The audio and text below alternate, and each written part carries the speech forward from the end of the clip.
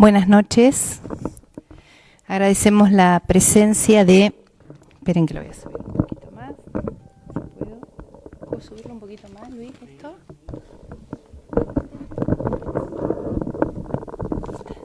Ahí está. Agradecemos la presencia de nuestro señor Intendente, el licenciado Javier Andrés, las autoridades que estén presentes y al público en general. Cuando me pidieron que abriera este significativo evento, pensaba en cuáles son las razones que nos convocan a la presentación de un libro. E indudablemente son de las más variadas. Algunos estamos aquí porque somos seguidores del trabajo de Gastón y sabemos que siempre es bueno lo que vamos a recibir de él. Otros están aquí porque son lectores compulsivos y todo contacto con escritores es siempre bien recibido. Y una razón no menos válida es la temática. Epecuén es una temática que hace años es convocante. Para los primeros es casi una obviedad que yo cuente quién es Gastón Partarrieu. Pero para el resto es importante saber un poco más del autor de este libro. Iván Gastón Partarrieu, no sabía que te llamabas Iván, nació el 16 de julio de 1974.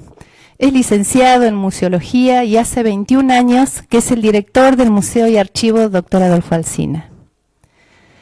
Leer su currículum se transformaría en algo extenso y denso, porque su trabajo en la preservación de todo hito histórico, turístico y cultural ha sido una constante en su carrera y en su vida, ya que esto antecede a su rol como director del museo.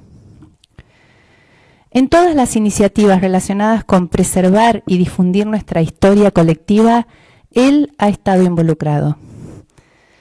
Tal es así que desde el área de turismo y de cultura, su criterio es el que ha regido la señalética, folletos y declaratorias de monumentos históricos locales y distritales.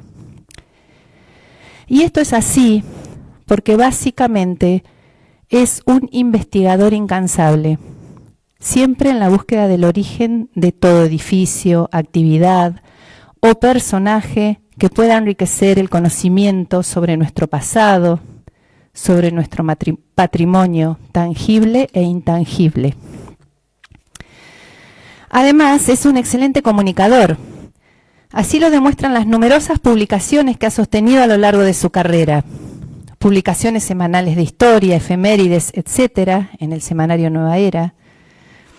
Publicación revista Museos del Desierto, de historia regional.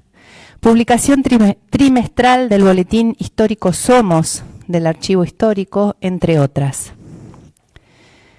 El desarrollo turístico del lago Epecuén y su entorno siempre fue una de sus pasiones y obviamente esto también se ha visto reflejado en sus trabajos. En el año 2010 publicó la revista Sin Olvido, Historias de aquella villa Lago Epecuén. En el año 2015 el libro Epecuén, lo que el agua se llevó.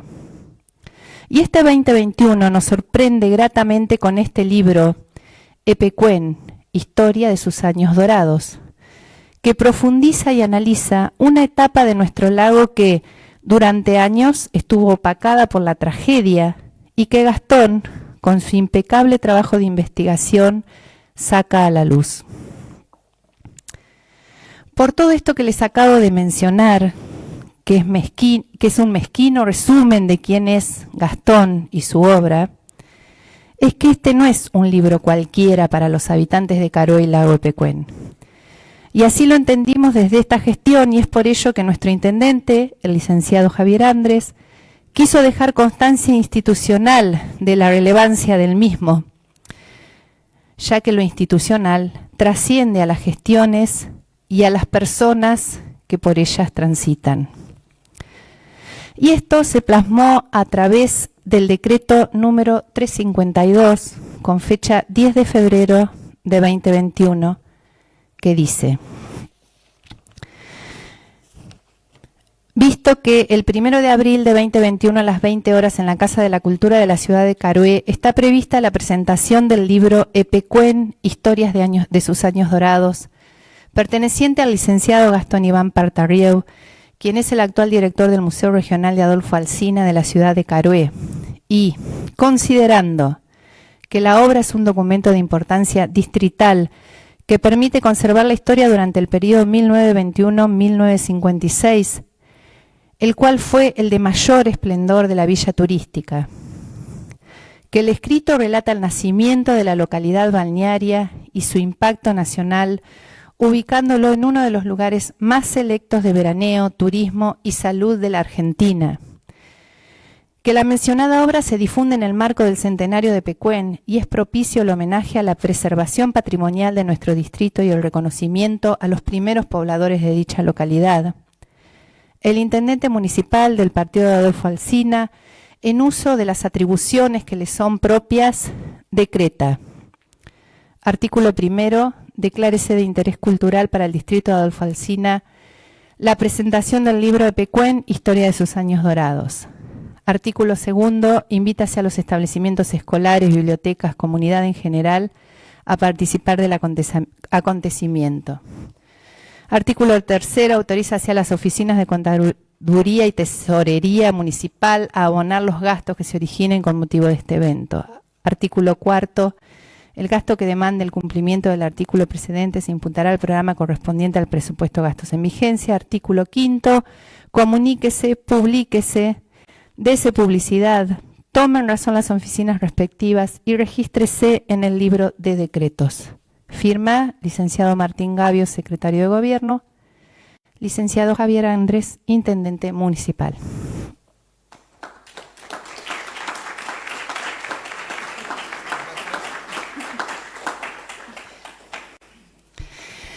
Por último, quiero agradecer a Donny San Román por sumarse como entrevistador en esta presentación.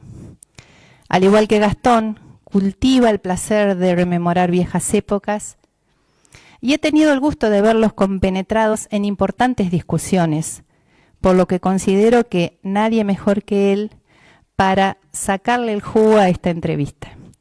Los dejo con el protagonista y su entrevistador y nuevamente gracias por estar compartiendo esta maravillosa noche.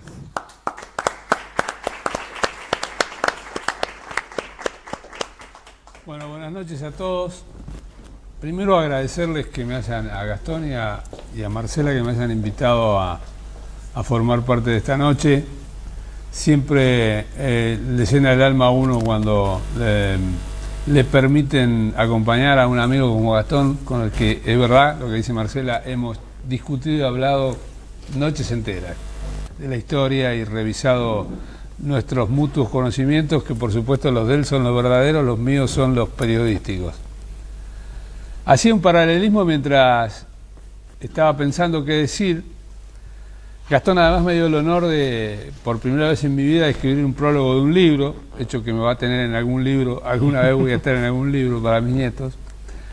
Y hacía un paralelismo pensando en esta historia que nos toca vivir a los caruenses y a los epecuenses y a los argentinos, y lo que significó, por ejemplo, la desaparición de Epecuén, un hecho conmocionante desde todo punto de vista, que solo lo podría comparar a lo largo de mi vida, de mis 58 años, 59, lo podría comparar con lo que estamos viviendo hoy con la pandemia. Esta cosa absurda, ilógica, increíble, de algo que nos pone a todos en alerta, nos separa, nos aleja, nos asusta. Así fue la inundación. Y siempre de pibe, a mí me tocó a los 21 años, imaginen ustedes que Gastón tenía 11 cuando se inundó Epecuén. Siempre pensé, nos estamos perdiendo la posibilidad de recuperar esas historias, de de guardarlas, de atesorarlas, porque va a haber generaciones que no van a tener ni idea de qué hablamos. Y la verdad que le agradezco a Dios que Gastón tenga tanto interés por esa historia, porque a mí me llena el alma pensar que todo eso está ahora en este libro, toda la parte más sustancial de los inicios de la historia de Pecuén. Eso quería decir, y no los aburro más. Y ahora, bueno, agradecerte una vez más y buenas noches. Gracias a vos, Doni. Bueno, muchas gracias a todos por venir. Intentaremos que sea lo más ameno posible, porque no deja de ser historia y para muchos a veces es complicado abordarla o entenderla, pero bueno, reitero el agradecimiento a Marcela, a la gente de Cultura, al intendente, a Javier, bueno, y a vos por acceder, diríamos, a esta pequeña presentación. Bueno, te voy a lanzar la primera pregunta, porque sé que lo has investigado bastante. Me preparo. ¿Podemos decir que hubo varios Epecuén? ¿Que no hubo un solo Epecuén? Porque por ahí la gente más contemporánea vivió y vio un Epecuén, pero la historia muestra otra cosa, ¿no? Claro, digamos, en el transcurso, digamos, de la vida de un pueblo, digamos, cada uno vive una historia distinta del pueblo, por distintos condicionamientos políticos, económicos, de vida. Y bueno, Pecuén claramente tuvo, diríamos, probablemente dos etapas que podrían ser doradas. En el libro cuento la primera y fundacional, que fue esta etapa entre el 21 y el 56, y otra etapa probablemente que tuvo Pecuén muy importante, que es la que, por una cuestión de contemporaneidad, que muchos conocemos, es la etapa de los años finales de los 60 y los 70, que bueno, que marcó a fuego a muchas generaciones. Lo que pasa que con esta historia que cuento yo ya casi no quedan testigos, claro, de esa época dorada, y sobre todo no quedan testigos porque fue, como todo nacimiento de un pueblo que tiene sus orígenes en el turismo, mayormente la gente que venía de afuera, y muchos, digamos, no perduraron mucho tiempo. Es decir, familias que, como era un emprendimiento económico, muchas familias duraron lo que dura un ciclo, diríamos, de vida útil de una familia, y entonces uno ve en las historias de Pecuén que hay mucha renovación de gente, emprendimientos, hoteles que cambiaban de dueño. Entonces esa etapa casi no tenemos testigos hoy que nos puedan decir, los hay, yo no digo que no hay, pero de esa etapa es difícil encontrar testigos de primera mano, y sobre todo, bueno, estamos hablando casi de 100 años. ¿Qué te parece que le impidió dar el salto de Pecuén? Porque yo leía en el libro pasajes que nos comparás de alguna manera, y he escuchado un montón de veces Pecuén con Mar del Plata, con lugares turísticos como Villa Carlos Paz, o no Villa Carlos Paz, Altagracia, que eran lugares puntuales en la Argentina, donde iba el tren. ¿Qué le faltó a Pecuén para dar el salto? Bueno, es una linda pregunta esa. El principal factor que tuvo Pecuén que no permitió dar el salto es que es un pueblo afincado en una laguna, con las condiciones geográficas y ambientales de cómo funcionan las lagunas. Después pueden haber otros factores, y de hecho los hay, económicos, políticos, pero Pecuén en esos momentos no competía, digamos, no había una competencia, porque no. Mar del Plata en los años 1900 ya era una gran ciudad y Pecuén no existía. En los años 20 Mar del Plata tenía un glamour impresionante y Pecuén estaba arrancando en sus pasos con un balneario nada más. Eso es una especie de mito que se fue construyendo, porque cuando uno agarra publicidad... Bueno, pero tampoco existían Pinamar, Villa Gesell y toda la costa, sin embargo después creció. No, claro, lo que pasa es que Pecuén, diríamos, no competía, a lo que me refiero, no competía en ese tipo de turismo. Pecuén era turismo de salud, entonces Pecuén probablemente competía, no había otras termas. Entonces Pecuén sí era único en ese sentido, porque los otros lugares termales que había o eran hoteles, digamos, o lugares puntuales, pero un balneario con aguas como Pecuén, que se podían termalizar a 500 o 600 kilómetros de Buenos Aires, no había. Entonces, claramente ese fue el éxito de Pecuén, digamos, lo que le permitió todo eso que uno intenta contar en el libro. la gente de Mar del Plata iba a hacerse sus mansiones, las familias más adineradas, a tener su vida de veraneo, diríamos, de la alta sociedad, y a Epecuén venía la gente que también vivía en esa burbuja, diríamos, social, pero venía buscando aliviarse algún tipo buscando salud, algún tipo de dolencia. Y en relación a la pregunta que vos me hacés, el principal factor fue la laguna, sin duda, porque esto casi, digamos, es un estudio, cuando uno mira, digamos, la relación de las cotas de la laguna, los ciclos secos, ciclos húmedos, podés ir comparando claramente cuándo Epecuén prosperaba, cuándo se estancaba, y de hecho el nacimiento de Epecuén se debe a una gran, eso lo cuento en el libro, a una gran, diríamos, un periodo de varios años de lluvias que hicieron que esa laguna que estaba prácticamente seca se llene de agua y el agua llegue, el famoso mito que llegó al Cristo, bueno, por ahí, como está ahora, por ahí, y eso permitió, diríamos, que ese turismo que ya venía, porque también ahí hay que tener en cuenta que el turismo empezó cuando llegó el tren. O sea, no es que Epecuén, alguien inauguró un balneario y al mismo momento llegó gente, ya venía muchísima gente antes.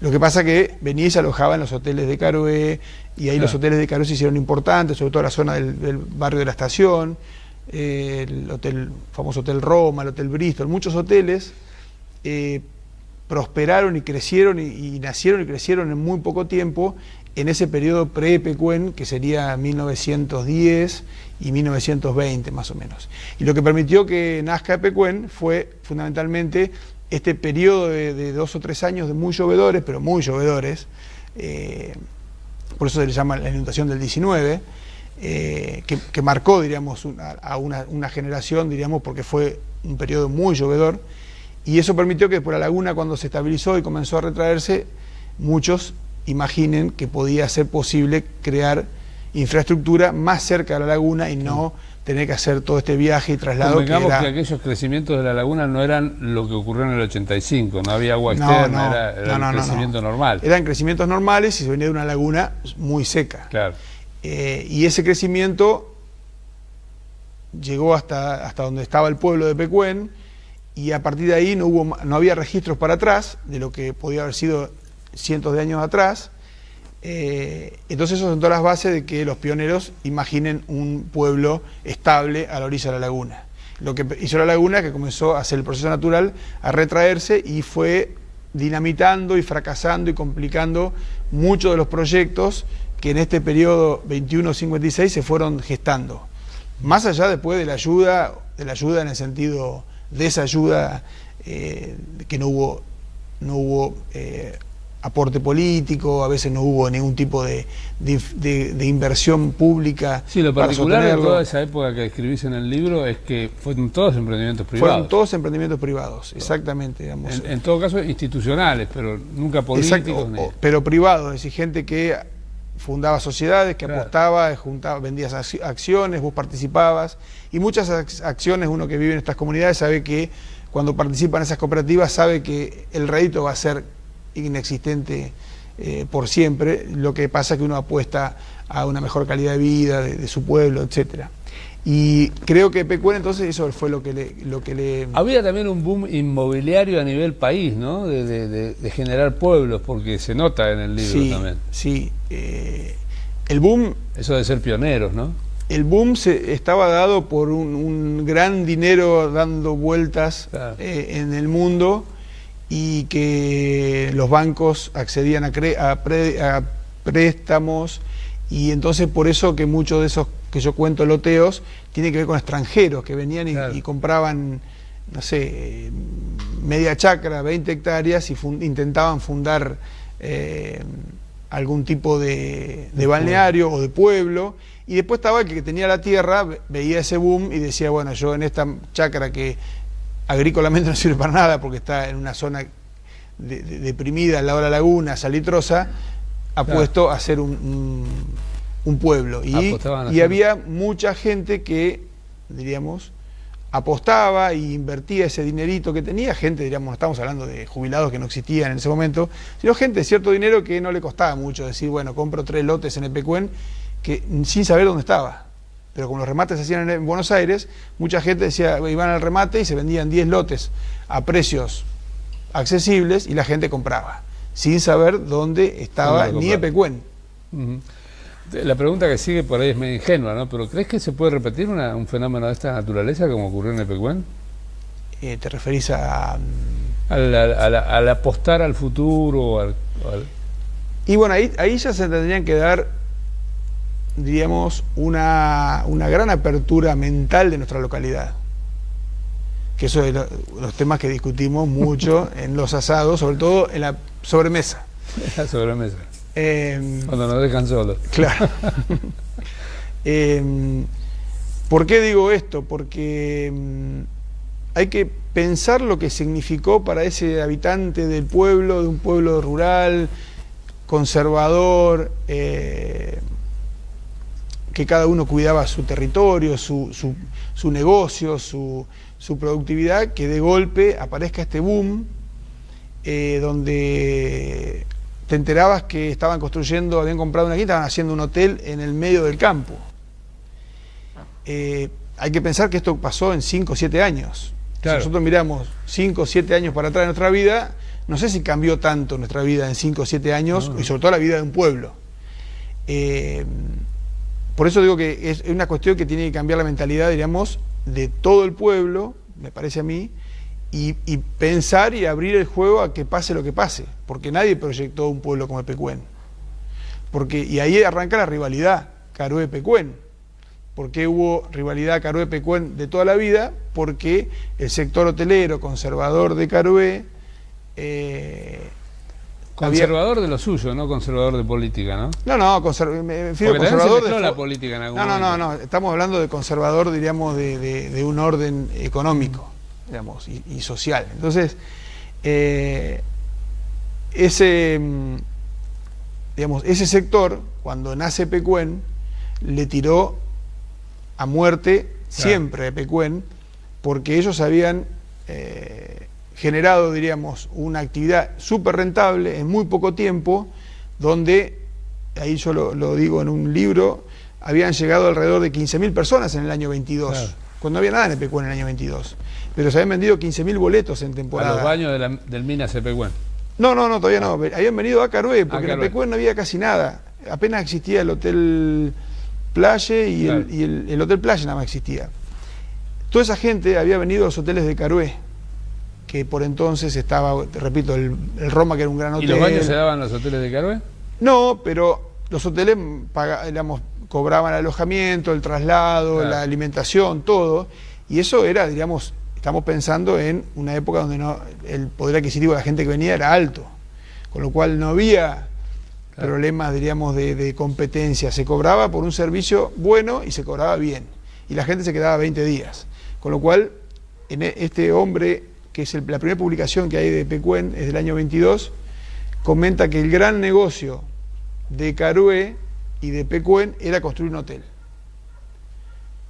Dice, vos venís y construís un hotel, en un año o dos recuperaste la inversión y empezás a ganar plata.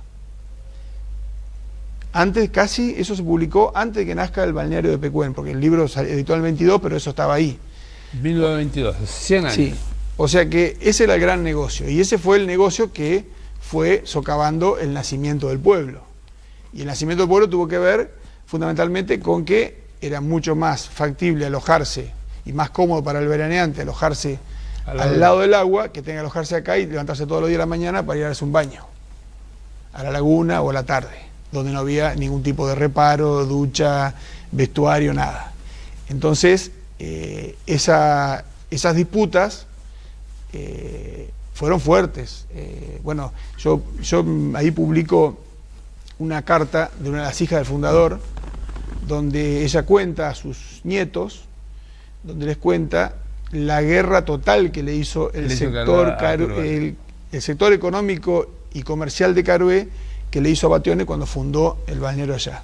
Por eso digo que es una cuestión de cabeza. Si nosotros hoy, no sé si hay mucha gente que imagine otro Epecuén. Levante la mano quien imagina otro Epecuén fuera de Carué. No. Bueno, esa es la apertura de cabeza. Lo que pasa es que, diríamos, es un juego distinto, nuevo, pero si algún día queremos, esto es una opinión personal, si algún día queremos recrear esa gloria de Pecuén, realmente hay que abrir el juego, no digo crear un pueblo, pero permitir que venga gente y construya en otro lugar, a la orilla de la laguna, en otro, como el origen, como fue el origen. Claro, te iba a decir, fueron absolutamente pioneros, ¿no? Bateone y todos sus socios, que no eran ninguno caruense, ni nacido acá, apostaron acá porque invirtieron su dinero acá. Fueron absolutamente pioneros. Si tuvieras que elegir pioneros, ¿quiénes serían? ¿Ellos o alguien más? De estos años, bueno, claramente Bateone, porque fue, digamos, no sé si el mejor, pero fue el primero, que ya eso te da una ventaja. Fue el primero que vio que el tema estaba al lado de la laguna y el tema que había que hacer loteo para que la gente compre. Y convenció a un montón de gente, porque los socios eran toda gente de afuera. Tal cual. Pero bueno, pero digamos, a la vista estaba que era un gran negocio. Sí. Y en definitiva lo que terminaron haciendo fueron comprar un pedazo de campo que no valía nada, porque no estaban comprando 50 hectáreas en la zona sojera, digamos, para compararlo. Estaban comprando chacras de 50 hectáreas que estaban vendidas, explotadas, solamente había alguna que otra vaca caminando, y digamos, no era una gran inversión. Sí hizo una gran inversión Minas de Pecuén. Claro, ahí. Bateone lo que hizo fue, fundó ese balneario, lo primero que se hizo en la costa. Ya había otros que estaban en la carrera. ¿El espigón de madera, el famoso espigón primero o todo el complejo? De Bateone. No, de Bateone el primero que se hizo fue ese, capaz que estamos viendo las fotos, fue ese espigón que básicamente era una bajada a la laguna, un espigón con duchas, y con con vestuario, porque recuerden esas fotos, las mujeres y los hombres andaban casi vestidos, no sé... Playas diferentes. Hasta playas diferentes, entonces, bueno, acá no era tan así, porque por la foto uno lo ve, pero Bateone dio ese servicio, e inmediatamente hizo el loteo del pueblo atrás, porque, bueno, la laguna estaba, por eso se llamó Mar de Pecuén, la laguna estaba en el mejor estado que podía haber estado en ese momento, ya conocían cómo estaba la laguna 20 años atrás, que había estado seca. Entonces en ese momento se pensó que la laguna había llegado a su condición ideal. Pero eso, digamos, desató una carrera importante, y entre estos personajes, retomando esa idea, bueno, está Bateone, por ser el primero, no fue ni el balneario más lujoso, ni más importante, ni el de mayor capital. Pero después, en las personas para recordar, yo creo que Lacabe fue un personaje muy importante de Pecuén, se llama Francisco Lacabe, seguramente Termas Lacabe. Muchos no lo tienen registrado, pero fue el fundador del Hotel Las Delicias, uno de los creadores del Hotel Las Delicias, y estuvo metido hasta los años 50 que falleció en cuanto a actividad social y política, y era de afiliación conservadora, con lo cual se peleaba a muerte con el sector radical, y por eso conocemos, diríamos, su participación, pero creo que es una persona que no se le reconoció nada, y al punto que el reconocimiento llegó mucho más tarde, en los años 70, que esto mucha gente no lo sabrá, cuando a la calle que está contra el Espigón, creo que es la Alsina, que se llamó Alsina, el Consejo aprobó que se le cambie el nombre y se le llame Francisco Lacabe, porque porque ahí estaba el hotel fundador de Pecuén, porque el primer hotel del pueblo de Pecuén fue el Hotel Las Delicias. Las Delicias, claro. Él fue concejal también, él fue concejal, sí. Fue intendente también, fue intendente por ser concejal, y entonces, despiole que había político de intervención y demás, le tocó ser intendente un periodo, por eso figura como intendente. Y la otra persona, que me parece que fue muy importante, fue Nicanor Insúa. Siempre hablando de ese periodo, ¿no? Fue Nicanor Insúa. El periodo fundacional. Que fue muchísimos años, junto con Cabello, hijo, el doctor, fueron los que llevaron adelante el balneario que estaba ubicado donde estuvo la colonia Belén, para que más cercano, que fue un balneario importantísimo, que después lo vamos a hablar en un apartado. Bueno, no nos vamos a aburrir más. Me quedaba una pregunta que ya la contestaste, que si hubo una guerra de intereses entre Caroy y Pecuén, y indudablemente la hubo durante los casi 70 años. Muy fuerte, muy fuerte.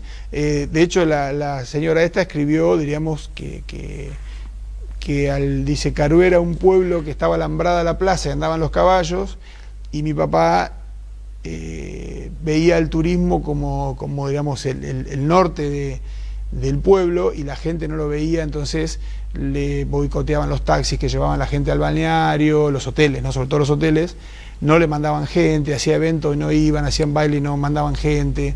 Y bueno, y él, entre las cosas que gestionó, llegó a gestionar la estación Batione, porque no existía en proyecto, claro. Fueron los que gestionó boletos a mitad de precio, como de clase turista, como pasaba con Mar del Plata, que ahí también poco viene la comparación. Digamos, como Mar del Plata tenía boletos clase turista, boletos, diríamos, diferenciados por temporada, y fuera de temporada, él también lo gestionó, porque tenía mucho contacto a nivel gobierno y a nivel, digamos, empresas, estas ferroviarias, e incluso llegó a gestionar, avisoró que el futuro estaba en los autos, y ahí está su hija, comenta que fue lo primero que gestionó la demarcación, porque había que marcarla, de una ruta que después terminó siendo la 33. Digamos, él solicitó que ya venían los autos. No, claro, no estaba ni marcada, digamos, para esta zona. Yo lo que digo siempre, cuando uno se mete en la historia, el esfuerzo que pusieron todas esas personas, ¿no? Porque hoy nosotros tenemos todo ahí al alcance, teléfono, ruta. Sí, estos tipos no tenían nada. Sí, sí. Aparte, bueno, tenían una diferencia, tenían dinero. Sí, bueno, pero... no era es importante, menos. Es interesante. Bueno, pero había que andar. Bueno, porque, a ver, el dinero se repartía en poca gente. Muy poca gente, claro. Entonces, sin entrar en... Acá no hay ningún familiar de Batione, no. Sin entrar, diríamos que él venía de un sector político, claro, conservador, él había sido intendente en varios periodos de Florencio Varela, había sido senador, había sido diputado. ¿Secretario de Guerra, no fue? No. ¿O de Marina, algo así? No estuvo, me parece que estuvo metido en No me recuerdo ese dato, pero puede ser, sí. Estuvo muy metido en eso y, bueno, de golpe compró una estancia. Digamos, acá. Bueno. O sea, pero estaba al lado de la laguna, pero bueno, lo que tiene de valorable Batione, que lo mismo que intentó hacer acá, también lo hizo en Batione, porque lo hizo en Florencio Varela, que era un descampado, entonces, él fue intendente en el año 14, 15, por ahí 16, y también hizo loteos, hizo barrios nuevos que hoy se llaman Batione, porque él fue, digamos, el que llevó el tranvía hasta allá y loteó los terrenos, así que en ese sentido tenía una visión. Tenía un espíritu de pionero. Sí, probablemente sí. ¿No? Que tipos lo veían como que ellos lo podían hacer. Claro. Seguramente por tener el dinero, pero... Tenía el dinero y estaba todo por hacerse. Había muchos que tienen el dinero y no hacen nada. Y tenían a favor que la inmigración que venía no era, diríamos, la inmigración probablemente de los años 900, que era más fuerte económicamente, sino que era una inmigración que venía escapada, diríamos, claro, por distintos motivos. Así que tenían, diríamos, mucho acceso y conocimiento, que era fundamental también, diríamos. Bueno, ¿te parece que invitemos que dejemos pasar a nuestro primer invitado de esta noche, en esta charla? Porque si no nos vamos a aburrir a todos y va a pasar como lo la primera pregunta. Se van todos y nos dejan a los dos solos. Nacido en Villa Iris, eligió Carué para vivir por 25 años. Publicó en 2019 Nomen Noccio, libro de relatos fantásticos. Participa en talleres de escritura, ha presentado obras de teatro en nuestra localidad y en otros lados. Ha realizado actividades como narraciones orales, siendo un gran colaborador en las actividades culturales del pueblo, y actualmente reparte sus días entre Carué y la ciudad autónoma de Buenos Aires. Miguel Mason es uno de nuestros invitados esta noche. Hola, mi nombre es Miguel Mason y he sido invitado para hacer comentarios como lector de este libro que tengo en mis manos. Empezando por la tapa, el diseño de tapa y de interiores a cargo de Josefina de Dominicis. Ya nomás la tapa nos adentra en lo que puede haber aquí adentro. Otro hecho que noto muy sobresaliente es que fue impreso en Carué. Es un libro de colección. Este es un libro para leer, tener y repartir, hacer circular en la familia. El hecho que me lo encargó una de mis hijas, y bueno, ya 3 o 4 están anotados o quieren después leerlo. Adentro del contenido es toda una serie de historias, pero historias que, como dice Gastón acá, son de algunos años, pero que dan cada una para varios libros más. Así que son muy interesantes, es un libro que realmente vale la pena leer, vale la pena tener. Es un producto cultural de Carué, de un lago que pudo ser y no fue. Esa es la historia, la génesis de nuestra historia, pero los que vivimos y disfrutamos de ese lago, encontraremos aquí todas esas historias que son muy entretenidas, que seguramente Gastón ya está trabajando hace mucho para que se incremente. O sea, esto es un inicio. Y hay historias de todo tipo. Por ejemplo, a mí me gustan mucho todo lo relativo a las leyendas. Acá hay algo que marqué, que la colonia de los niños débiles, algo que desconocía totalmente, que bueno, que dicen que fueron suprimidas del presupuesto nacional y se terminó eso. Así prácticamente fue todo, hasta llegar la inundación. Pero bueno, felicitaciones a Gastón por este trabajo mancomunado, que es un buen producto cultural. El turista no solo se va, o el que nos visita, o nosotros que vivimos ahí, no solo vamos a tener la belleza del lago y sus aguas que curan, sino también un producto cultural como este libro. Bueno, gracias Miguel. Miguel es un amigo que cada vez que nos cruzamos tiene unas ganas y un optimismo y una alegría por todo que es contagiosa. Él ahí nombraba lo de las leyendas y la leyenda también es un interesante capítulo del libro, porque nacen en ese periodo, hay 2 leyendas de Pecuén, que después como la historia se ha encargado de cruzarlas, porque bueno, alguien decía, bueno, me gusta esta parte, me gusta la otra, y se fueron mezclando. Pero una de las leyendas, la primera, es la de un escritor marroquí que se llamaba Samuel Benchetrit, que todavía sigue siendo un misterio. Él empezó a venir a Pecuén en los años 20, paraba en Las Delicias, probablemente ahí nació la primer leyenda, que en realidad la leyenda es un libro que se llama La Leyenda de Pecuén, que es una novela muy a la usanza de la época, que en Mercado Libre anda por ahí, porque hay varios ejemplares y como Pecuén ha tomado tanto realce, han aparecido. El libro francamente es aburridísimo, pero bueno, en un capítulo relata esta leyenda, que es una creación literaria que hace él, un poco, diríamos, para ensamblarla en la historia que venía, porque la novela cuenta la historia de una pareja con sus desavenencias que terminan con un problema físico el hombre y lo traen a Pecuén. Y bueno, yo básicamente la indagué para ver si había algo de descripción de Pecuén, no hay mucho, pero está la leyenda. Y la otra leyenda que nace posteriormente es la de un químico que se llamaba Grau, que tuvo la oportunidad de venir en 2 o 3 oportunidades a Carué a hacer análisis de agua y se ve que le gustó y tenía algún dote literario, inventa la famosa leyenda de Pichachén y esa rama. Así que son las 2 leyendas que hay, una es de cierta tragedia y otra es de infidelidad, así que la famosa de los llantos y... Vos tenés que escribir una más positiva. No, bueno, hay leyendas, yo después recuerdo que hay una leyenda que hizo Daniel Lerner, no sé si alguien lo conoce, que tiene que ver un poco con a veces las leyendas tienen que ver con la creación literaria tiene que ver con el contexto. La de Daniel habla de los flamencos, de la inundación y demás, porque es lo que le tocó vivir a él. Claro. Entonces, y las otras intentan explicar, digamos, el origen de Pecuén. Presento al segundo invitado. Nacida en 1983 en Villa Huidobro, Cañada Verde, provincia de Córdoba. Es licenciada en Ciencias Políticas, ex docente de nivel medio, columnista. Su primer libro se llamó Historia de la primera Intendencia Comunista de la provincia de Córdoba. El blog Obreros y Campesinos de Villa Huidobro, de 1925 a 1928. resultó el ingreso al estudio de investigación en clave regional, local, hoy representada en la próxima publicación sobre la vida de la enigmática Ernestina Aller de Meschewski. Se llama, perdón que no la nombré, Flavia Daniele.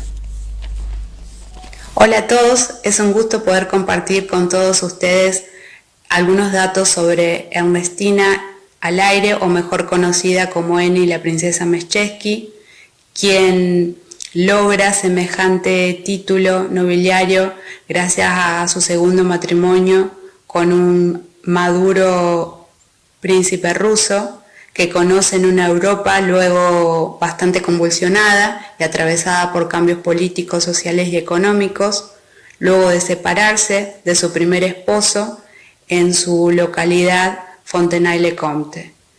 La historia de Ernestina, además de impactar por su carácter nobiliario y por la construcción de sus castillos, también está marcada y atravesada por la gran impronta femenina que dejaron sus distintas acciones, decisiones y emprendimientos, y que nos llevan a pensar un gran legado inmigratorio forjado por una femenina a principios del siglo XX.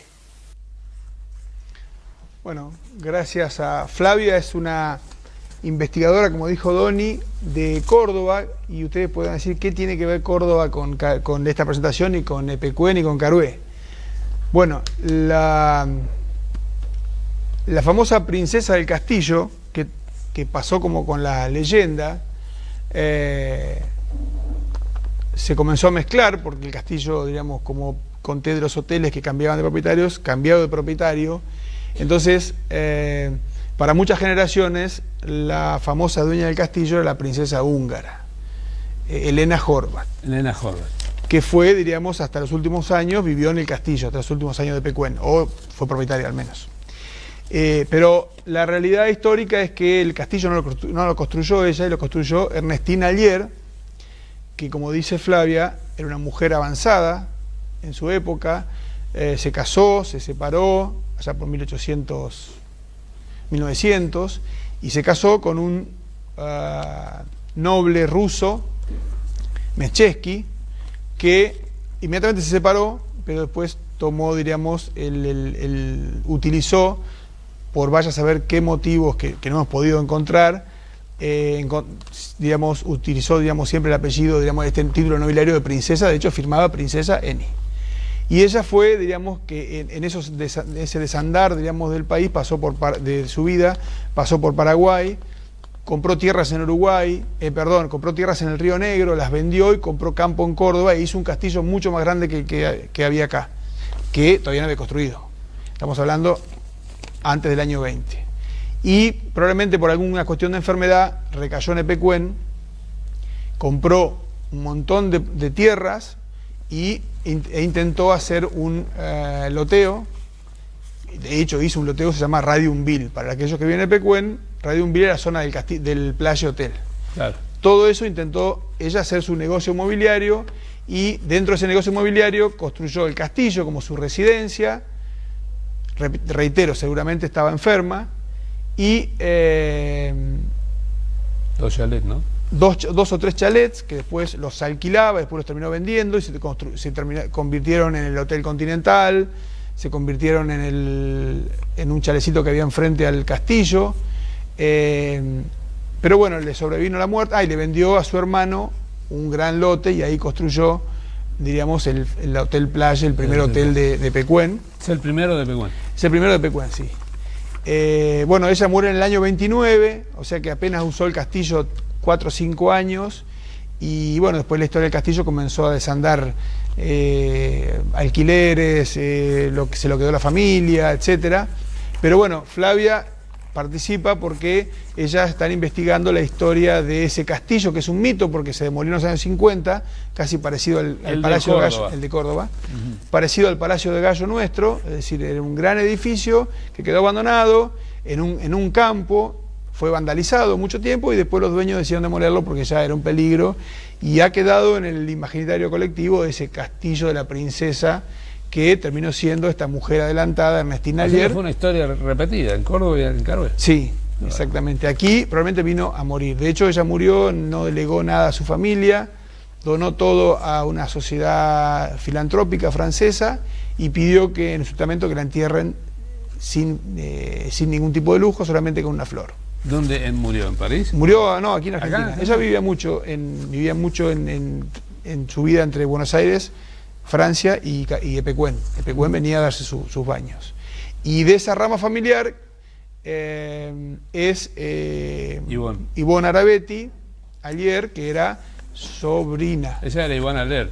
Ella era hija del hermano de la princesa Ernestina, se llamaba Fernando, que era el dueño del hotel, y ahí diríamos la última descendiente y familiar de Ernestina Alier, de Eni, la princesa, era Ivonne. Qué linda historia, es re apasionante la historia. Bueno, y estas chicas están... es otro libro este, ¿no? Eso es otro libro que están por publicar, que habla justamente de todas las... de hacer el transcurso de su vida, cómo llegó y qué condiciones, con lo que uno puede investigar, sin tener ningún tipo de testimonios, hicieron que esta mujer salga de su pueblo en Francia y haga todo ese recorrido de vida y termine... Su origen es muy humilde también, ¿no? Es un origen humilde, su familia eran cerrajeros y jardineros, o sea que era un poco lo que pasaba en esa zona de Francia, y cómo ella terminó, diríamos, haciendo negocios, comprando terreno, que a decir verdad nunca fueron muy exitosos. Pero... Fíjate que mágico, mientras te escuchaba estaba pensando, el volver a vivir turístico de Carouet vuelve a ser en ese sitio. ¿Se dieron cuenta ustedes? La ecosustentable. Sí. Son las tierras de ella. Ella sea, compró en el año 22 y hizo el loteo. De vuelta a salir del pozo, estamos como comenzando. Por eso digo que hay que abrir la cabeza y a veces pensar en que, bueno, porque todo lo que hagamos hoy, pensando en el hoy, frenamos lo que puede pasar el día de mañana.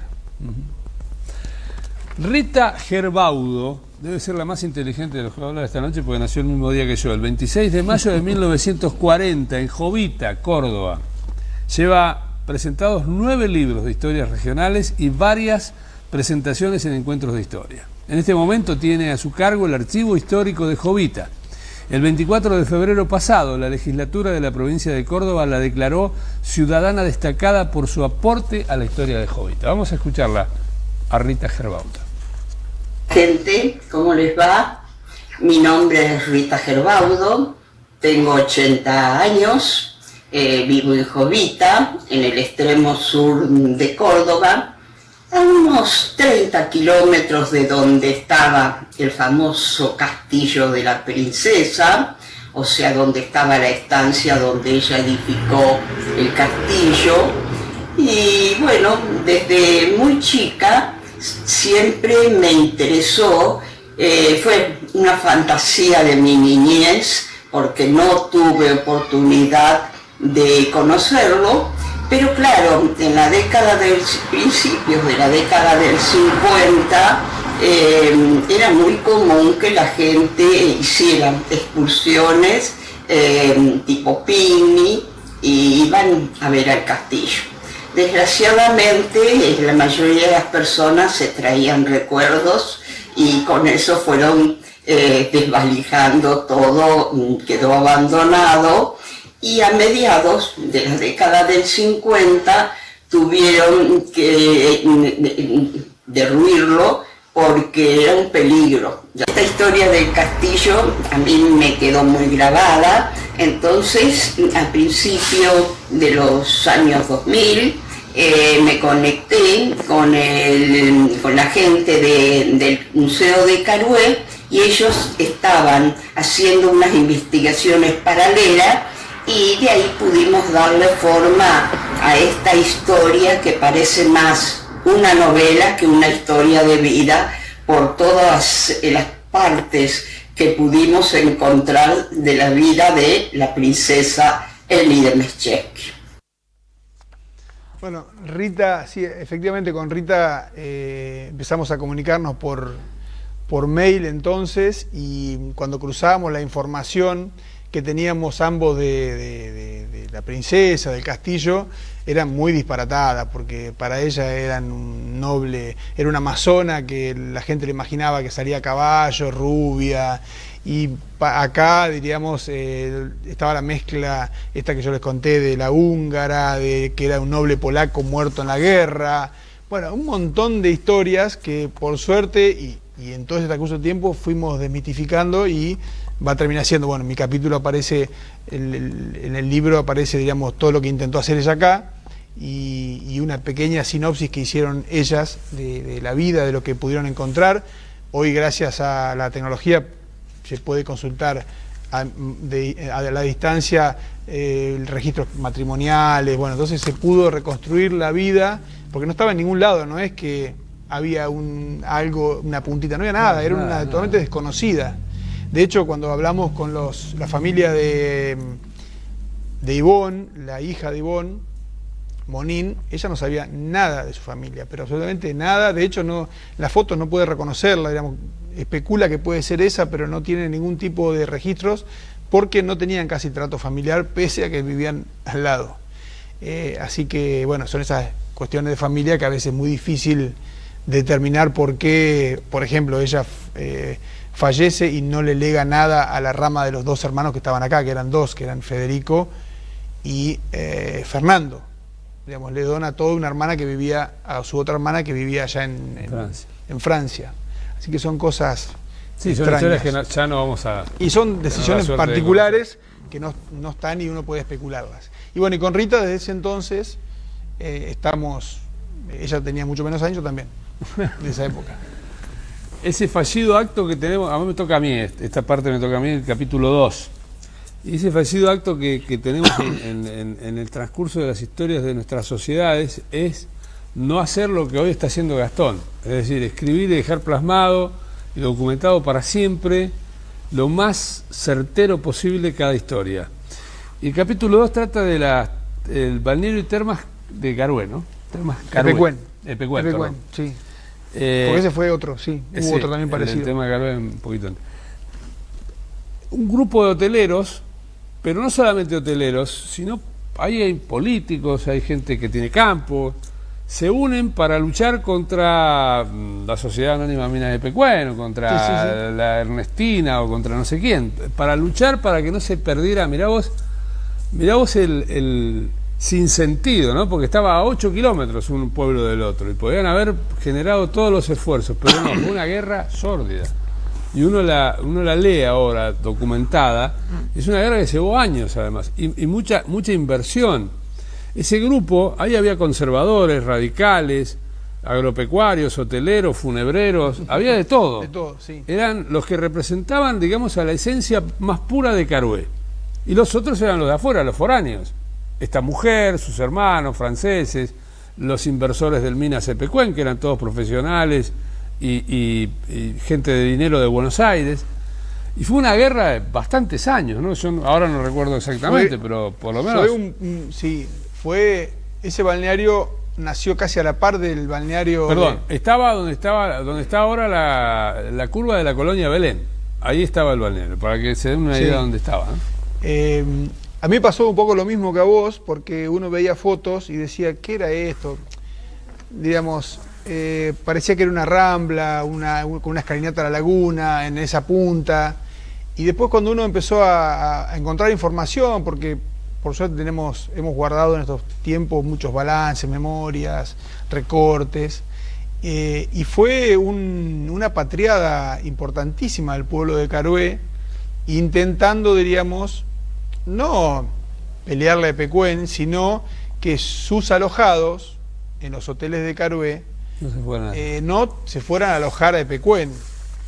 Entonces, por eso había muchos hoteleros y Epecuén crecía y crecía y crecía, y entonces este balneario nace casi a la par que el de Bateone, en el año 21-22 nacen ahí y logran, diríamos, algo que fue importantísimo, que fue el primer hidrotermal que hubo en Epecuén, que era un edificio que no hemos conseguido fotos, pero probablemente la gente que recuerda hasta los años 60 estuvo ese edificio destruido que estaba en esa curva, que fue un adelanto significativo. Se inauguró en el año 25, pero tuvo tal mala suerte que en el año 27 desembarcó Minas de Pecuén con una inversión gigante que superó en 10 veces la inversión que habían hecho esta sociedad, y hizo lo que después fue el famoso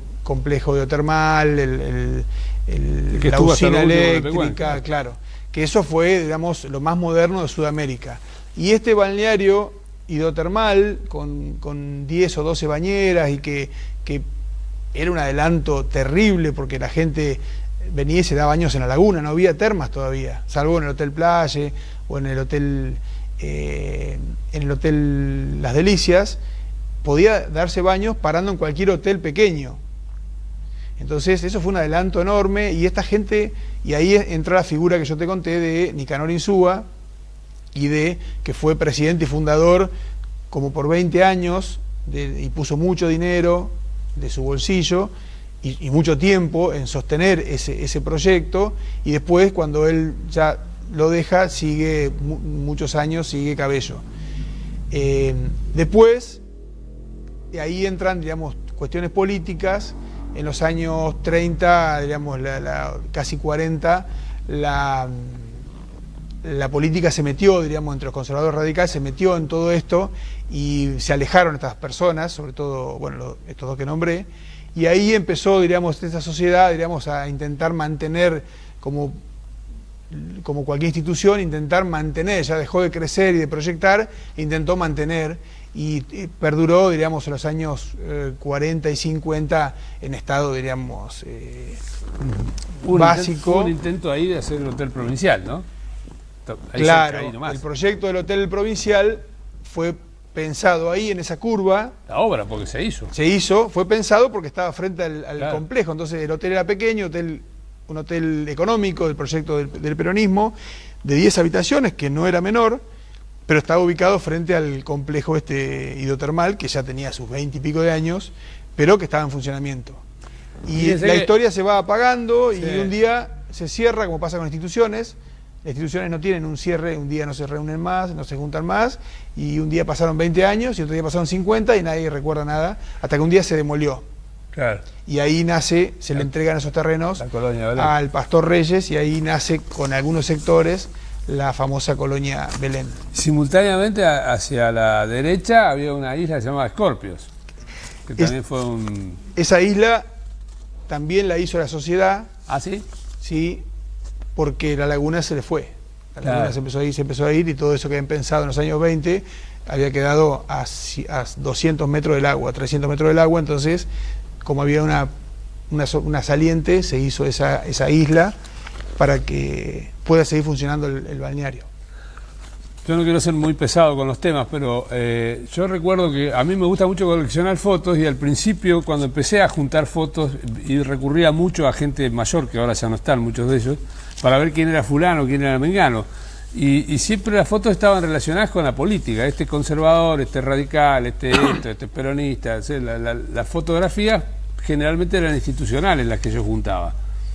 Y había una foto que me producía un misterio hasta que leí tu libro, que era la foto del directorio de esta terma.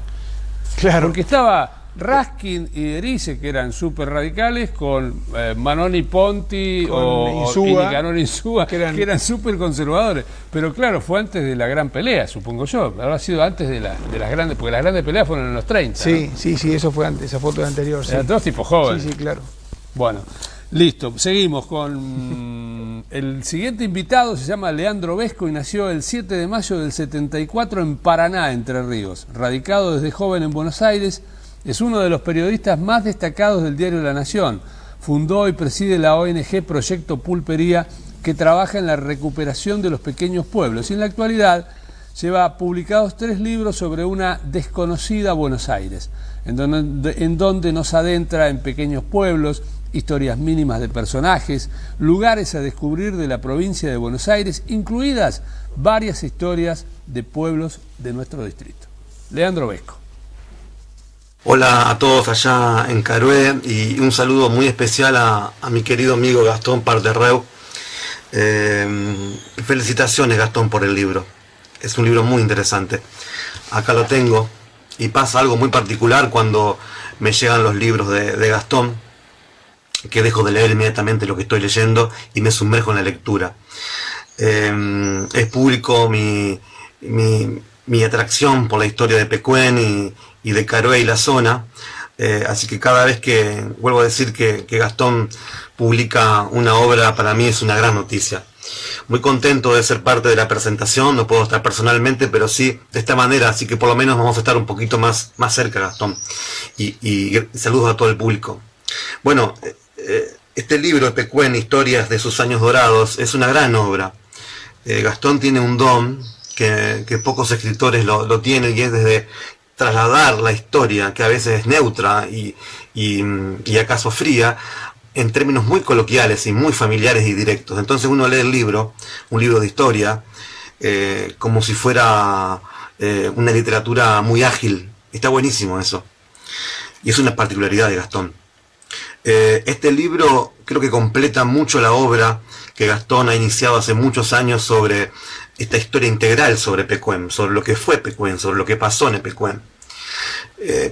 Pasado, presente y futuro de una historia que es mundial, porque se ha escrito en muchas partes del mundo. Y este libro en particular es excelente en su complejidad y en su forma íntegra, pero el capítulo 8, que son las misceláneas, han tenido una gran aceptación en mí. Es decir, a mí me gusta mucho siempre el microrrelato, las microhistorias, el lado B, aspectos poco conocidos. Entonces, para mí, misceláneas lo leí de un tirón, y en particular hay una historia que siempre me llamó la atención, y Gastón la cuenta de una manera muy interesante en este libro, y es el episodio que sucedió en 1939, cuando Baigorri Vilar va a Caroé y produce esa lluvia. Hoy parece una historia de ficción, pero el loco de la lluvia, el hombre que fabricaba, el que hacía la lluvia, bueno, sucedió, fue real y pasó a muy pocos kilómetros de donde ustedes están ahora. Entonces, traer de vuelta esta historia al siglo XXI me parece un hallazgo, me parece necesario, y bueno, forma parte de esas perlitas que tiene el libro de Gastón. Misceláneas y la historia de Baigorri Vilar son mis favoritas. Recomiendo mucho el libro, no solamente para nosotros quienes sentimos una atracción y fascinación por la historia bonaerense, sino también para los propios vecinos de Caroé y de todo distrito y la región, porque el libro viene a llenar, vuelvo a decir, una historia que por ahí no estaba tan contada, o que tenía vacíos, y Gastón se encarga en llenar esos vacíos con datos concretos, con episodios que son de verdad muy reveladores. Así que los recomiendo, y un saludo muy grande, Gastón. Felicitaciones por esta nueva obra y espero vernos pronto. Hasta luego. Leandro. Bueno, Leandro es un amigo de hace muchísimos años que nada, nos cruzó el hecho de él ser escritor y yo trabajar en el museo, y él estaba, algunos recordarán la famosa novela de la soda. De la soda. Que él generó una revolución, y que como todas las revoluciones terminan en la nada generalmente. Pero bueno, lo cierto es que él, digamos, imaginó sus primeros pasos intentando escribir una novela. Fue una novela basada en Caroé. Él había llegado acá de vacaciones y se enamoró del pueblo y de la gente, y entonces comenzó a venir de vacaciones cuando podía, 2 o 3 días, y no sé, alguien le dijo que en el museo podía haber información, y bueno, y ahí empezamos un intercambio muy particular de información, y terminó siendo esa novela que nunca se publicó. No creo que la quiera publicar porque hoy escribe otras cosas y eso, digamos, pero bueno, generó una cuestión interesante, porque hasta vino gente de Clarín, no sé si se acuerdan, y él salió en Clarín contando esa historia, porque la novela la escribía en Facebook y la gente de Caroé participaba. En Facebook recién empezaba. En un Facebook recién empezaba, entonces él tiraba unas líneas y la gente iba inventando otras, y él después con eso iba armando, diríamos, un poco la novela, y eso llamó la atención, diríamos, a editoriales y demás, pero bueno, después la novela no salió porque aparte era un libraco de 900 páginas, era una cosa. Pero bueno, y después de su vida, digamos, gracias a eso terminó trabajando en varios periódicos y hoy terminó trabajando, estuvo viviendo en Carué, trabajando en Carué, en prensa municipal y después hoy trabaja en La Nación y bueno, hace todos estos relatos y los mandan a la Antártida porque tiene una manera muy particular que le gusta mucho a la gente de relatar esas vivencias y de observar a la gente. Y bueno, y lo que él dice del Misceláneas es un lindo capítulo que me gustó hacerlo porque son microrelatos, a veces no daban más que porque eran historias institucionales o historias de eventos que eran cortitos, pero merecían, habían pasado en este periodo y merecían, digamos, quedar plasmadas. Y uno de esos relatos es el de Baigorri Velar, que fue, hasta el día de hoy es una especie de misterio, se lo llamó el mago de la lluvia. Era un hombre que aparentemente por sus conocimientos, él era físico,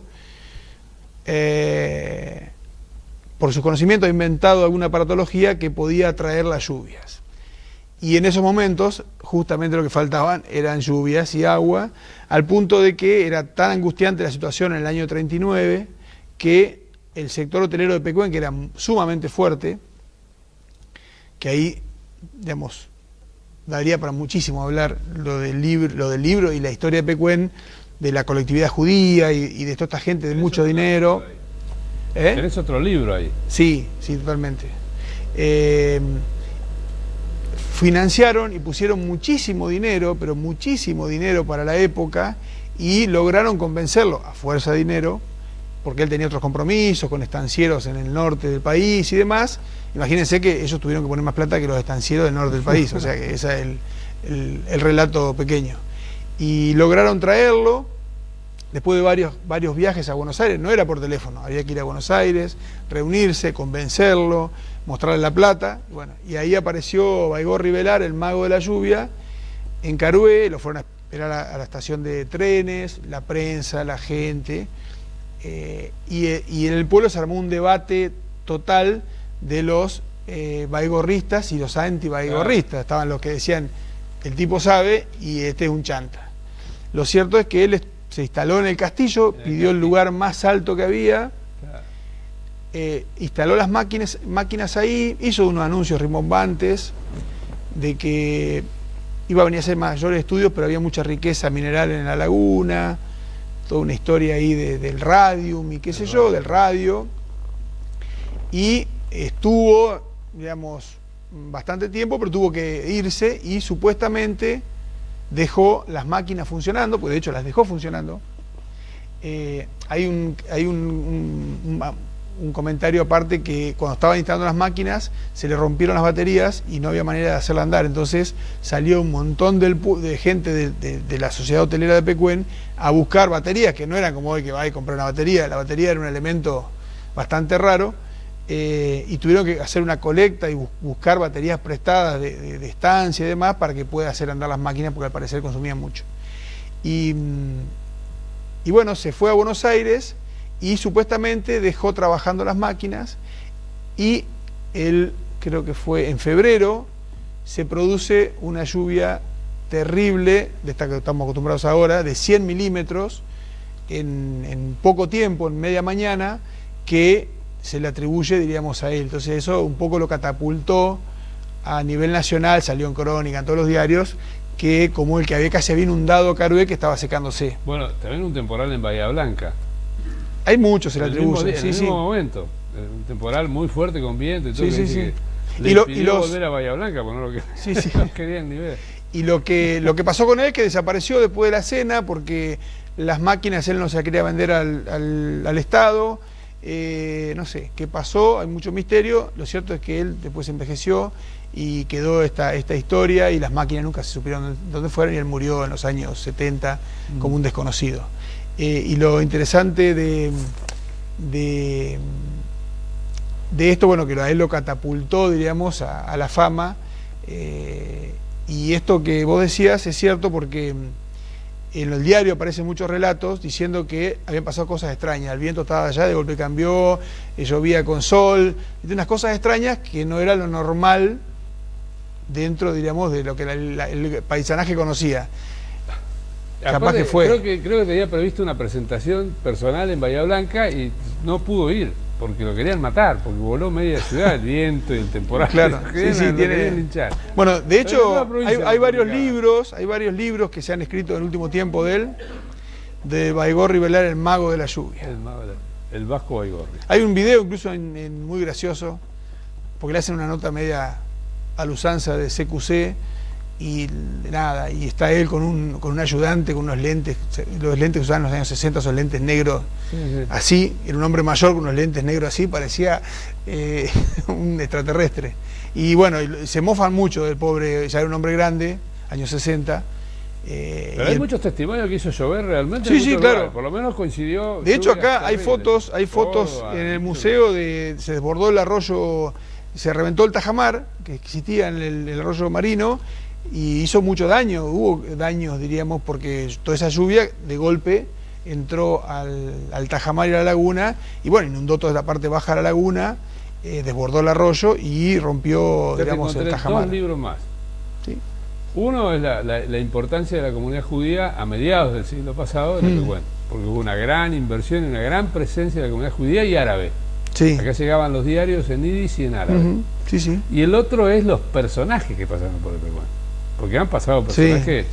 Bueno, el escritor este de Benchetrit, que hizo la leyenda, era un bon vivant. Claro. O sea, fue el propulsor de la reina de Epecuén, con lo cual él buscaba todas las más lindas de los hoteles, y se reunían ahí un grupo de jurado y elegían la más linda, y bueno, y ahí hacían la fiesta, bailaban y qué sé yo. De hecho, sí, claro, de hecho después durante 14 años se conmemoraba la elección de la reina de Epecuén, porque era bastante importante, en las Delicias. Había hasta una comisión de gente que venía todos los veranos y formaba la comisión, se hacía esta elección de la reina, y siempre en homenaje a Benchetrit, que yo no dije que murió en el año 29, trágicamente, pero no sabemos de qué manera. Se sabe de qué manera. Un accidente, suicidio no, porque no hubiera sido trágicamente. Así que ha sido un accidente o algo así, pero no hemos podido encontrar ningún dato porque se murió en el año 29, ahí cortito. El más importante conductor de radio de los años 40 se llamaba Eduardo de Sousa Reilly. Sí. Y venía siempre, Sí, hay siempre, muchas fotos. Todos los veranos. Y era el Larrea de aquellos años en Radio del Mundo, el tipo más importante. Fernando Bravo hablaba de él el otro día, haciendo mención a lo importante que era ese tipo y la cantidad de audiencia que tenía. Por supuesto que ninguno de nosotros sabemos ni la cara. Yo tengo fotos de él con don Pedro Está todo Ríos, embarrado. Está todo embarrado. Y bueno, Sandrini también venía mucho. Sandrini, infinidad de artistas venían. Los caminos de la vida nos vuelven a cruzar. ¿Cómo olvidar al ávido lector siempre en la búsqueda? Se perfilaba el investigador, el historiador en mi alumno de la escuela número 1. ¿Y cómo imaginar que ibas a recopilar la historia del pueblo que me vio nacer? Rosana Ferrando, nacida en Epecuén, de profesión docente, nos da su impresión de este libro. Bueno, luego de leer el libro Epecuén, Historia de sus años dorados, que ha escrito el licenciado Gastón Parterrier, realmente lo primero que viene a uno es un agradecimiento profundo por su tarea, como dice Donny San Román en el prólogo, su titánica tarea. En realidad es así, si uno piensa el tiempo en silencio, de trabajo constante, de búsqueda, de recopilación de historias, es titánico. Y realmente es sumamente valioso en el momento en que lo estás presentando, Gastón, justamente cuando se conmemoran los 100 años de Epecuén. Y realmente digo valioso, por un lado, porque como homenaje, mantener viva la historia que escribieron aquellos visionarios y soñadores que en aquella época inicial, donde a orillas de la laguna no había absolutamente nada, y ellos se atrevieron a a proyectar, a soñar, a planificar, realmente no quedaron solamente en proyectos, sino que los realizaron a todos ellos, es admirable, es muy importante y nos hace ver lo grandioso que fue en sus orígenes para esta gente que vio el potencial que había en estas aguas curativas, porque trajeron inversiones extranjeras, personas que habían recorrido el mundo y vieron en ellos la gran posibilidad de crear una villa turística a donde concurrían, por lo que uno va observando, leyendo, descubriendo a través de la lectura, ¿no? Personajes muy destacados del ámbito cultural y que entre todos fueron configurando, diseñando la característica única que como toda comunidad tiene de esta villa turística. Y realmente es muy importante para una sociedad conservar la historia, y una historia fidedigna, objetiva como es esta. Podemos comprobarlo, que está basada realmente en testimonios de personas que habitaron los orígenes de Pecuén, que cuentan lo que recuerdan, las vivencias. Hay mucho material fotográfico que uno puede recorrer y reconstruir aquella etapa, aquella época, documentos periodísticos, planos de los proyectos que hubo. Creo que tiene otro valor importante, es el de permitir que la sociedad de Carué hoy en día, que está apuntando al turismo, que apuesta, pueda mirar la historia de Pecuén para poder capitalizar los errores, los aciertos, como en toda sociedad hubo, y también a través de la lectura uno puede ver con claridad cómo siempre los momentos políticos, económicos del país influyen, pero acá Pecuén tiene otra característica que ha sido el ambiente geográfico, la laguna en su estado natural, cuando se expandía, cuando se retraía, cómo influyó en que muchos de estos proyectos abortaran y otros lograran el triunfo deseado, ¿no? La expansión, la creación. Gracias, Gastón, porque realmente tu libro es un verdadero libro de historia que realmente, como decís en un pasaje, cuenta la historia de un pueblo del país que lamentablemente tiene principio y tiene final, pero que este final sirva para la construcción de nuestra comunidad turística, porque siempre que se recuerda el pasado, sirve para reconstruirnos.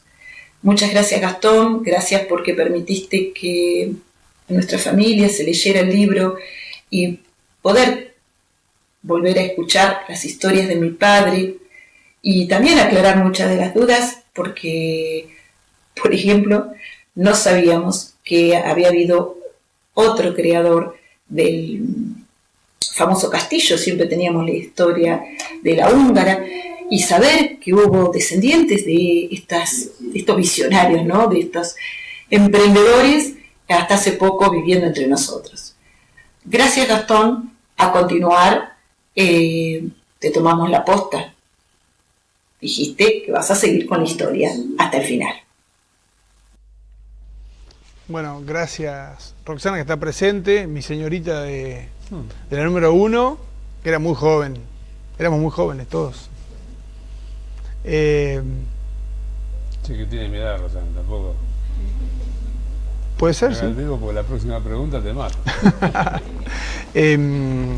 Como decía, recién hablaba con Roxana hoy cuando cuando nos vimos, y ella me decía que su papá había trabajado en el hotel Las Delicias, y Las Delicias tiene una historia que es deliciosa, fundamentalmente. Primer hotel de Pecuén, y después terminó siendo un gran problema de Pecuén. ¿De madera, no? ¿Primero? No, el hotel era de... Eso, el pabellón de termas. El pabellón termal. Pero el Hotel Las Delicias marcó, diríamos, el ritmo de la vida de Pecuén, porque era el que estaba en el principal núcleo. Se fue convirtiendo en un hotel bastante importante. Bueno, Roxana me contaba, digamos, su abuelo trabajaba ahí. No, sí, tu abuelo trabajaba ahí. Y después terminó, digamos, siendo un gran problema para Pecuén, porque el hotel habían pasado 50 años y estaba en estado calamitoso. Los dueños, que eran de la colectividad, lo abrían y lo subalquilaban, y alquilaban departamentos en estado que no estaba para, imaginemos, que los estándares de hoy no son los que había en los años 70. O sea que ya en los años 70 lo clausuraban porque no estaba habitable. Es decir, y finalmente terminó, digamos, sus días siendo demolido por un pedido del Consejo Deliberante, porque estaba frente a la laguna. O sea, si ustedes recuerdan dónde estaba frente a la pileta, diríamos. ¿Puede ser como un boliche bailable ahí también? O yo estoy loco. ¿No? Ahí esa etapa, yo me circunscribo al 56. Bueno, pero me parece que en el edificio viejo ese hubo... Puede ser, sí, porque era muy grande el edificio, era muy grande, sí. Había una pileta también, tuvo una pileta a la orilla de la laguna, por esto que de la laguna que se retiraba, habían hecho una pileta cavada y con cemento, y tomaban agua y la gente se podía bañar ahí, pero fue un hotel, digamos, que marcó la historia, digamos. De hecho tiene un libro, que hoy hablábamos, tiene un libro de firmas, que lo inauguró el hotel en Pecuén, que era el libro de oro. Por entonces, el libro de oro, diríamos, era donde uno se podía plasmar en la historia de un pueblo o de un hotel, se podía plasmar los visitantes ilustres. Y entonces eso después se utilizaba en medios propagandísticos, porque cada persona dejaba una impresión del pueblo, había poetas, había escritores, había actores. Entonces después eso el hotel lo podía utilizar, o el pueblo lo podía utilizar, digamos, con fines propagandísticos. Y ese libro llegó al museo, y bueno, hay un variopinto de hacendados, jueces, políticos, pero siempre que estuvieron en el Hotel Las Delicias. Y entre ellos está Sandrini, que hace un poema un versito. Sí, gracioso, que es lindo, diríamos. Pero constata que Sandrini era el principal actor del momento. O sea, no estamos hablando que era un actor, era el principal actor del momento.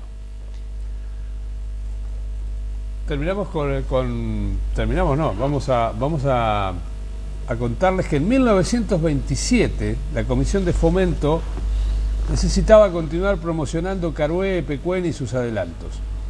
Para ello contrató a la productora cinematográfica de Domingo Mauricio Filippini, radicado desde 1912 en General Pico, provincia de La Pampa, hoy considerado él uno de los más notables creadores de imágenes de La Pampa.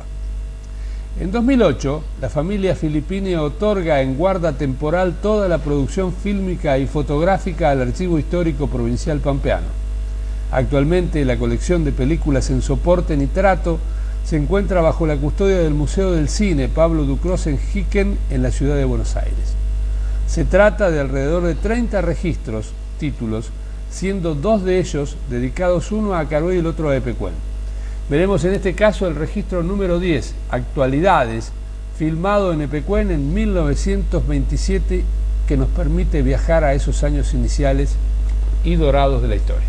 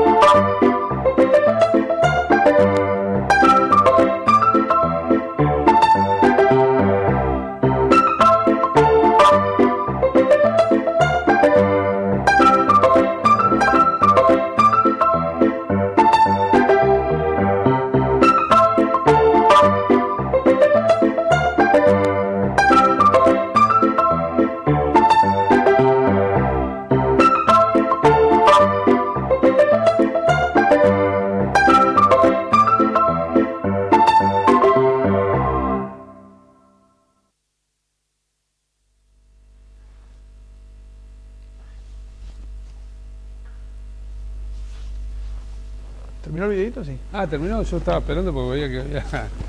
Bueno, tenemos ahora, o tienen ustedes, si no están muy aburridos, la posibilidad de preguntarle al autor lo que ustedes quieran sobre el libro o sobre su trabajo. No quieren preguntar nada. Pregunten, pregunten. Se le van a hacer difícil.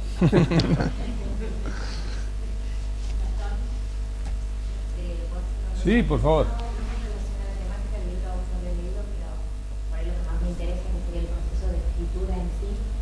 Por ahí va a ser una pregunta frívola, pero me gustaría si recordás así en el transcurso de la investigación y lo que es los primeros borradores, las revisiones, en este proceso miserable, Sí. la mayoría de los escritores que cuentan de qué significa escribir un libro, si recordás por un lado algún momento como de tensión o de angustia por no encontrar ese dato por ahí o esa pieza que permitiría como armar una parte de Mira, yo,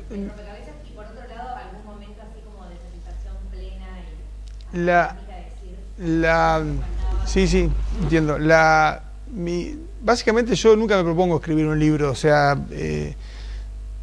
si uno lo desglosa el libro son muchas historias investigadas, y a mí me gusta contarlas y publicarlas y básicamente utilizo otros canales.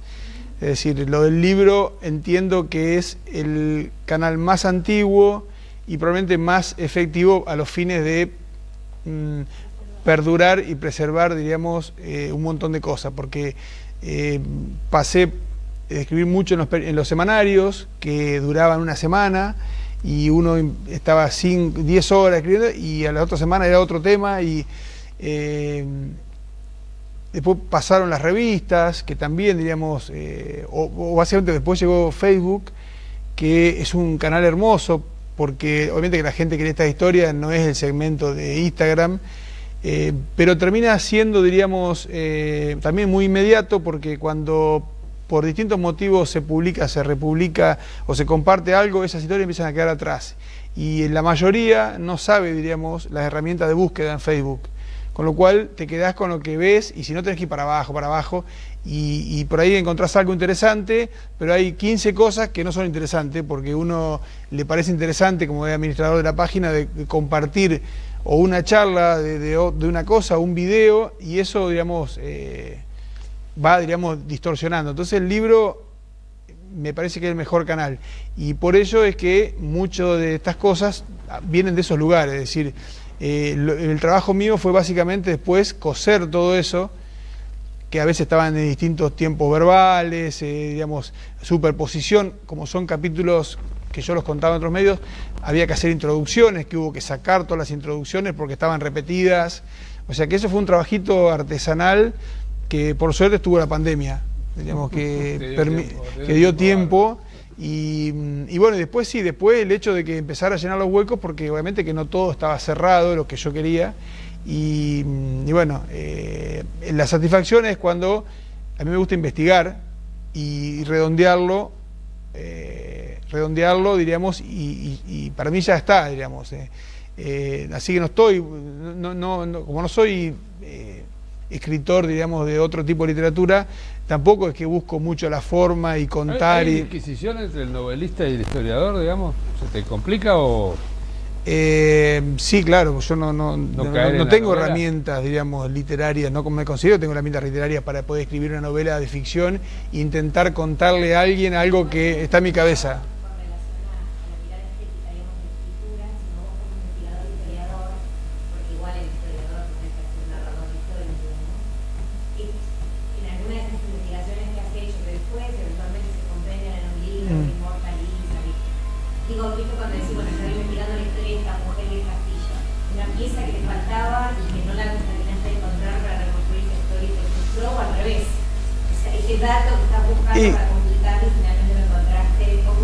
Sí, a veces lo que termina pasando es que en historia, diríamos, uno sabe que escribe para gente que probablemente no conoce y ni tiene la posibilidad de conocer todo lo que uno ha leído. Entonces, a veces si el dato no está, se hace una omisión, o se hace a veces alguna interpretación, alguna especulación, diríamos. Pero no me pasa eso. Sí me gusta mucho encontrar el dato que estoy buscando. Es decir, eso es lo que más satisfacción te da, porque digamos, uno ha trabajado mucho tiempo para tener un archivo y cuando vos encontrás o te encontrás algo que archivaste hace 20 años sin saber por qué, decís, qué bien que tuve que archivé esto, que en ese momento me pareció que era una pavada, pero 20 años después era lo que te faltaba para...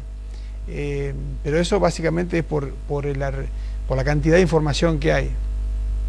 Así que... pero no me genera frustraciones no encontrar el dato, porque sé que algún día va a aparecer, porque lo que tiene esto es que yo cuando releo lo que he escrito hace 10 años, 15 años como historia, uno va construyendo y a veces cerrás historias porque te parece que fueron así, porque la interpretaste, porque escuchaste, por la memoria oral, y después aparece el documento frío que te dice no era así, pero bueno, a veces no tenés posibilidad de volver a escribirlo, y bueno, pero por lo menos lo sabés. Seguí mintiendo. Claro, no, morir con las botas puestas. Más vale. A ver, ayer, joven. Claro. Yo no tuve la oportunidad de leer el libro, pero me encantaría. Me preguntaba en relación al futuro del pueblo si es posible, digamos, hay medidas para prever una nueva crecida del lago que permita riesgo de invertir, riesgo en lo que termina reconstruir un pueblo teniendo en cuenta ese riesgo, ¿no? Bueno, ahí es un tema ya bastante más complejo. Ahí está el intendente. No, bueno, en realidad cuando pasó lo de Pecuén, diríamos, se tomaron muchas medidas, hay muchas normas, hay, diríamos, establecido ciertos niveles que son de riesgo que no se aconseja construir. Sabemos hasta dónde llegó el agua, está súper medido, aprendimos... ¿Cuántas obras también? No, claro, sabemos hasta dónde llegó el agua, quiero decir, sabemos que fueron condiciones de factores naturales, humanos, los humanos se han podido corregir, diríamos, mediante obras hidráulicas, lo que no podemos manejar es la naturaleza. Entonces, más allá de que están las obras, hoy no sé si podríamos construir un pueblo a la misma altura que estaba Pecuén, altura sobre el nivel del mar, ¿no? Sí podríamos construir otro pueblo, sabiendo que el agua llegó hasta ese lugar, sabemos que en esa catástrofe humana, natural, llegó hasta ahí, bueno, podemos pensar en un pueblo sobre ahí arriba. Lo que también tenemos que saber es que el agua se va a volver a comportar naturalmente, y probablemente el pueblo quede a salvo, pero los servicios de playa nos queden a cientos de metros. Digamos, eso es inevitable, sabiendo lo que nos pasó ya. No sé si te respondí, digamos, la pregunta. Digamos, hay un montón de cosas que no había en los años 80, obras hidráulicas, mediciones, conocimiento.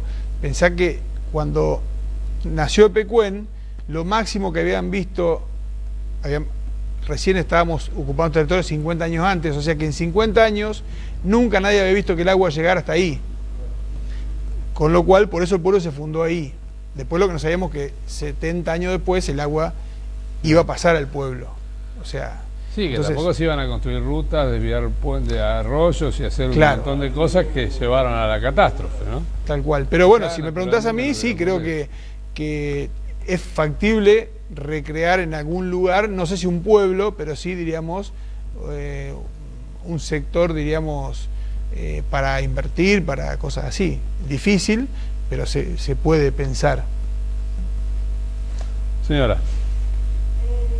¿Qué posibilidad hay de que en los colegios se difunda esto que hablamos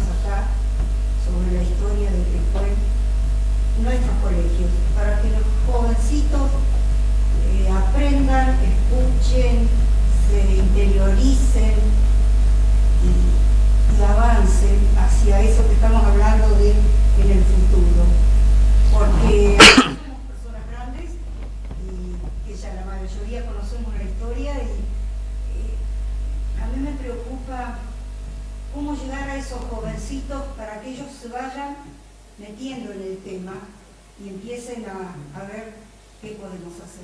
Yo creo que eso es un tema de nuestra historia, es decir, yo no sé cuánto, diríamos, los niños, ¿no? Porque cuánto de los niños, es un mal, diríamos, no sé si es un mal, es una forma que tenemos los humanos. No sé si vos, Coca, cuando eras niña, sabías lo que había pasado hacía 50 años o te interesaba lo que había pasado 50 años.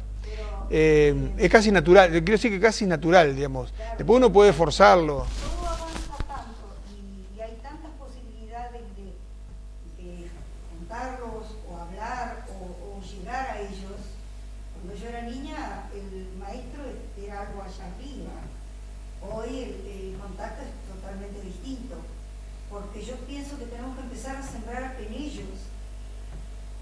Porque yo lo que escuché hoy, sí, gracias a Dios, lo sé todo, amén de que ya leí el libro también, ¿no? Que me ilustró un poco bastante más de...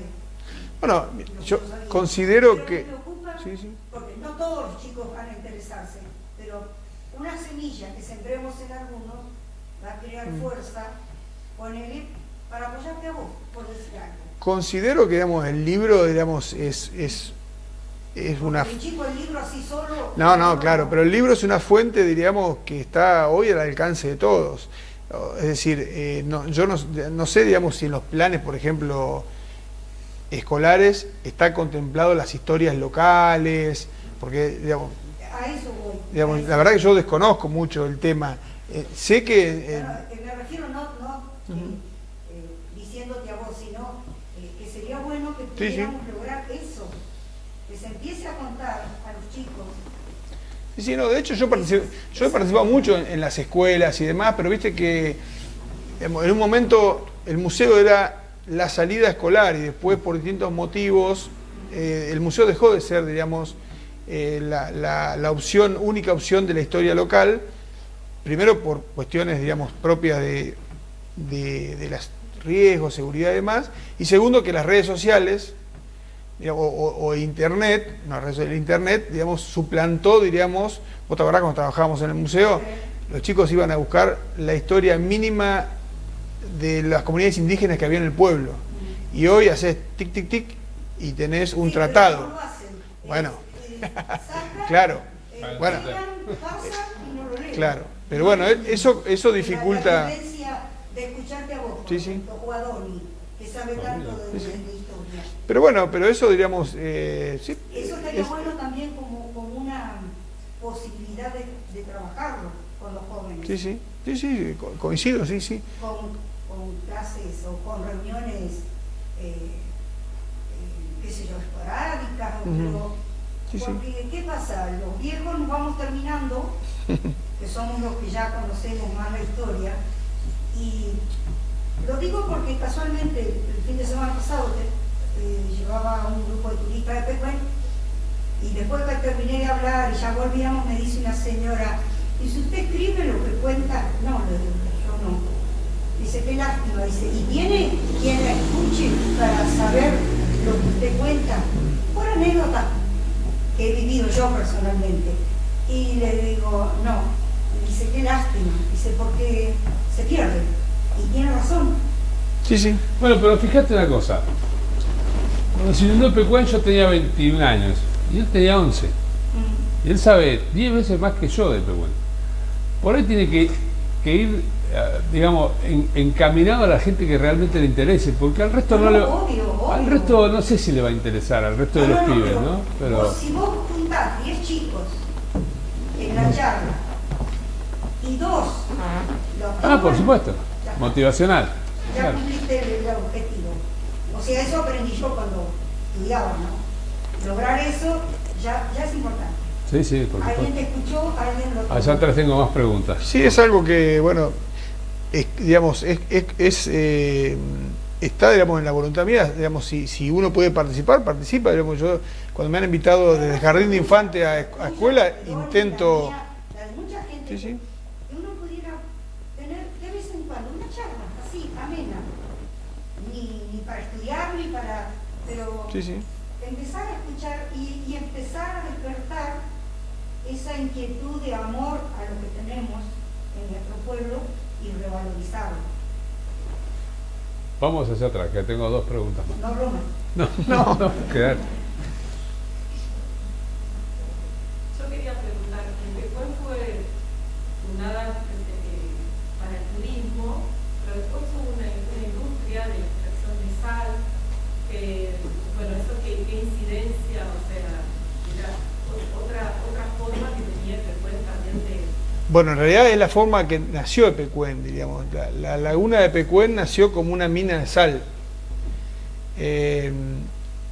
Digamos, una de las principales industrias del pueblo fueron, o de Carué, no existía Epecuén, eran el molino harinero y la extracción de sulfato, que en realidad era básicamente una recolección, no había ningún tipo de planta, máquina ni nada, sino que bueno, se sacaba en invierno a la costa.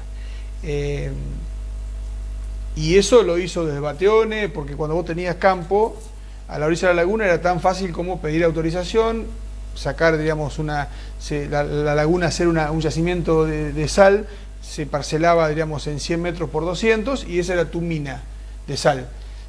Vos podías comprar muchas, tenías que pagar un bono, pero no era nada costoso. Sí era costoso la tierra alrededor de la laguna, pero los propietarios de toda la laguna, casi todos tenían empresas de extracción de sal o, diríamos, pequeños, diríamos, emprendimientos de sal. De hecho, lo tuvo la Estancia de la Concepción, que fue la primera donde está la Angelita. La Angelita nació como una mina de sal. Digamos, hicieron todo eso porque, bueno, la Concepción tenía mucha capacidad económica y hicieron hasta una vía que sacaba, diríamos, desde el agua, cargaban en vagonetas la sal y la llevaban hasta la estación, y ahí se cargaba, la estación Epecuén, la media estación. Y a tal punto está conectado Epecuén con eso, que la primer concesión minera es Minas Epecuén, por eso se llama Minas Epecuén, que fue en 1909, donde los que analizaron el agua, lo había mandado el gobierno, cuando vieron la riqueza mineral que tenía Epecuén, automáticamente crearon una sociedad anónima, que se llamó Minas Epecuén, Sociedad Anónima, que era comprar un pedazo de campo y sacaban sal.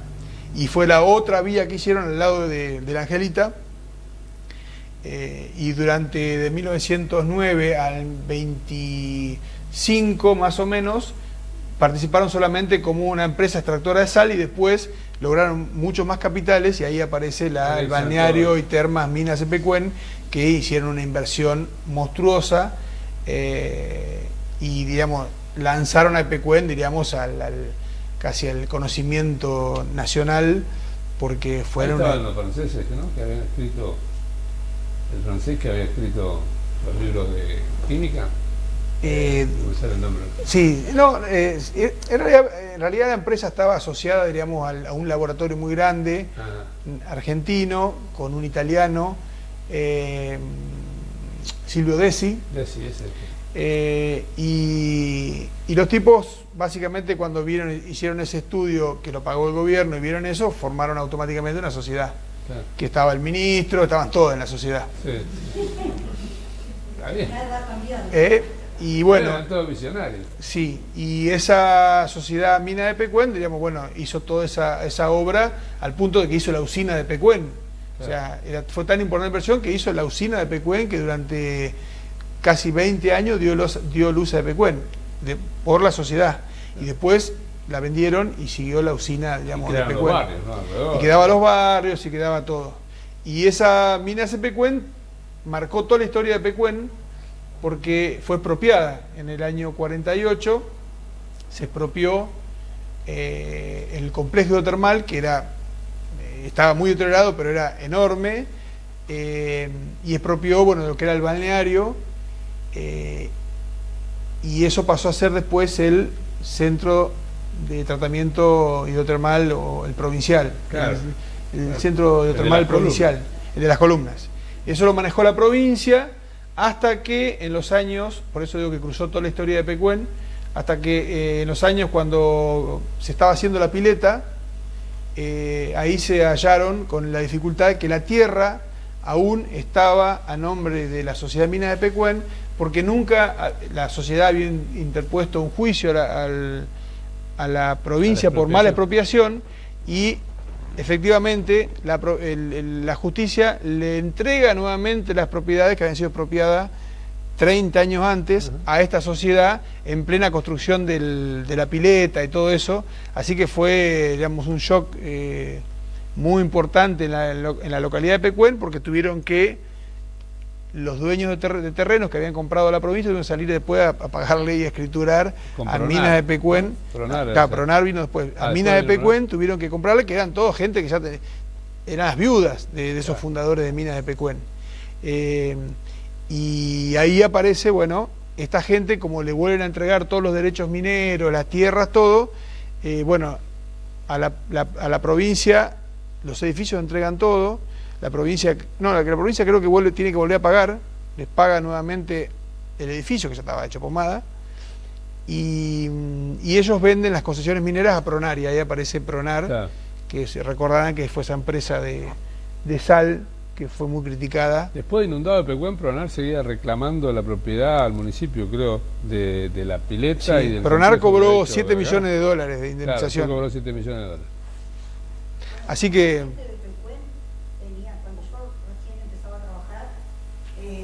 mucha gente de Pecuén tenía las acciones, los boletos de compra-venta a nombre de Minas de Pecuén, claro, porque nunca dio escritura, y era gente que no tenía medios para hacerse de la escritura del bien que había. Claro, porque era todo Minas de Pecuén. Señor. Sí, era tremendo el problema. Señor.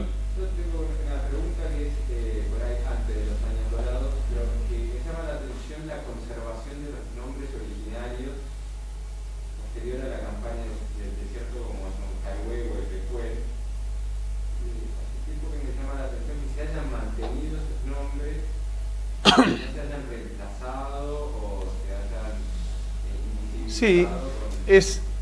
Sí, porque en el sur pasó mucho que los lagos tenían nombres originarios y se cambiaron. Acá lo que pasó, Carué no se llamaba Carué, sino se llamaba Adolfo Alsina.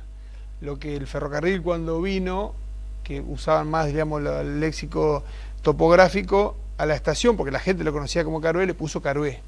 Pero el pueblo había sido fundado y, digamos, registrado con el nombre de Adolfo Alsina, como pasaban en la Patagonia con los lagos y demás. Y eso generó muchísimas confusiones entre Carué y Adolfo Alsina, porque la estación era Carué y el pueblo era Adolfo Alsina.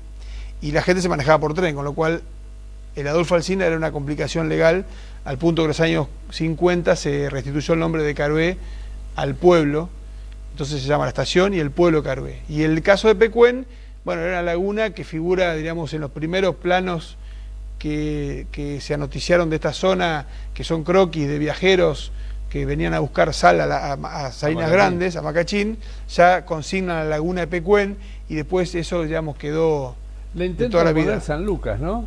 En algún momento. Tenés razón, sí, tenés razón. Le pusieron San Lucas, pero era conocido como Epecuén. Después se conoció como Epecuén porque se lo llamaba Epecuén, digamos, la gente se llamaba Epecuén a la laguna, los originarios, ¿no?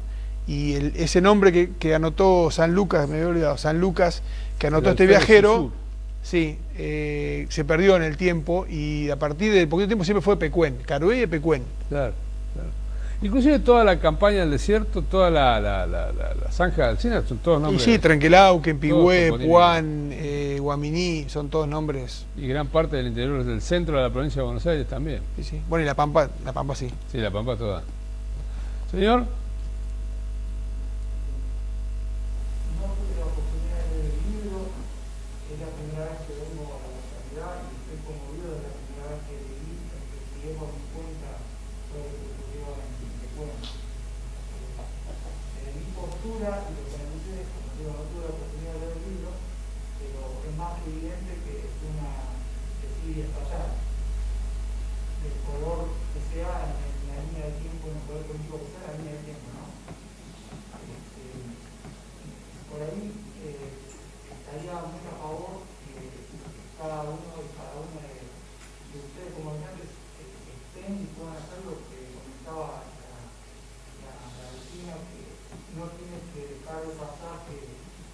raíz cultural, de identidad cultural de ustedes queden en el olvido. Eso que tiene que seguir enseñando, se tiene que quizás cambiar la currícula de educación. O sea, es algo muy necesario. La historia de Pecuén está muy presente, diríamos, en toda la comunidad. Lo que por ahí uno no está a veces escrita, pero está muy presente. Es cierto que no ha habido ex habitantes de Pecuén, de cualquier etapa temporal, que hayan dicho quiero escribir, aunque sea lo que yo viví. Probablemente sea por lo que les pasó, diríamos, puede ser una de las causas, pero bueno, sí, no, miento, Julio Fernández Badie fue un hotelero de Pecuén que él escribió un poco esta historia de los orígenes de Pecuén con sus memorias, que yo usé también bastante porque él tenía, diríamos, unos datos que andaban dando vuelta y uno después lo pudo constatar, porque los datos que andaban dando vuelta habían sido, digamos, de su experiencia y la experiencia de su familia, y claro. Entonces uno después lo podía chequear con documentación y ubicar ese párrafo en lo que vos en lo que vos estabas escribiendo. De hecho, en algún lugar lo hice. Lo leí por ahí. Pero no ha habido mayormente, y es un tema que se trata mucho. Yo creo que se trata mucho en escuela y demás. Lo que pasa es que siempre se trata del tema de inundación, porque fue lo más fuerte, porque es lo que más vivimos todo, pasó hace 30 y tantos de años. Entonces siempre nos quedamos, por eso mi interés era básicamente escribir esa etapa. Me interesa también mucho la otra, pero la otra etapa es mucho más compleja, bastante más compleja, porque tiene que ver, diríamos, bueno, estos factores que decía usted, diríamos, desidia estatal, cuestiones económicas, políticas, un montón de cosas institucionales. Hay un montón de aditamentos en la historia de por qué se inundó Pecuén, pero y sobre todo la parte hídrica, que es sumamente compleja para entender fácilmente. Como toda tragedia, tuvo toda una trama muy larga. Hay un libro también, el de Beto Laspiur, que explica parte de eso. Lamentablemente ahora no se consigue, no hay más ediciones, pero es una tragedia y es muy compleja para explicarla en una charlita, ¿no? O para plantearla como una cosa simple. Pasó durante muchos años, extendida en el tiempo, hubo muchos protagonistas diferentes. Exactamente, digamos, el problema empezó en los años 30 cuando se pedía agua. Claro. O sea que vos tenés que ir ganando por qué se pedía agua, por qué se hicieron obras, por qué la coyuntura política no terminó obras, por qué... Hay un montón de cosas que uno la intenta contar en un cuentito a veces, pero es bastante más complejo el asunto. Soy moderador, si nos vamos al tema de la inundación, nos vamos mañana a las 6 de la tarde, así que... Sí.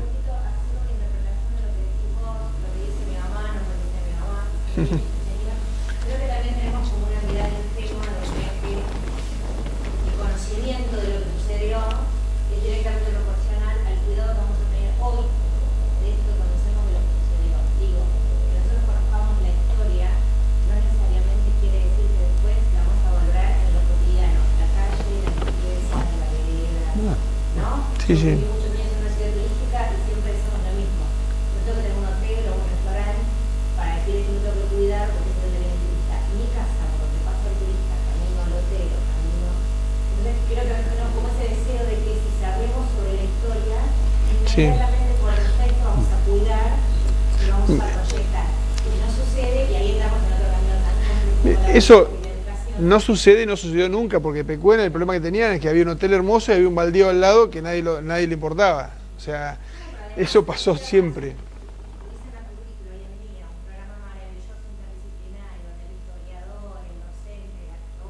Hacen toda una movida para que los pibes conozcan la historia.